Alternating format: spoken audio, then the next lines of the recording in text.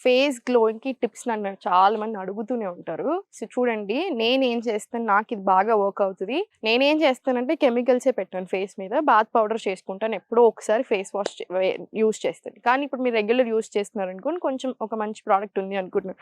Use చేయండి పర్వాలేదు. కానీ ఒకటేసారి పెట్టండి. మిగతా అంతా ఫస్ట్ మార్నింగ్ లేవగానే ఫస్ట్ కళ్ళ మీద వాటర్ చల్లుకోండి. తర్వాత నార్మల్ రూమ్ టెంపరేచర్ వాటర్ తోటి ఫేస్ అంతా నీట్‌గా ఒకసారి వాష్ చేసుకోండి. సేమ్ ఇలానే 3-4 టైమ్స్ డేలో బాగా రిపీట్ చేస్తుండండి. మనకేంటంటే ఐస్ రిలాక్స్ అవుతాయి.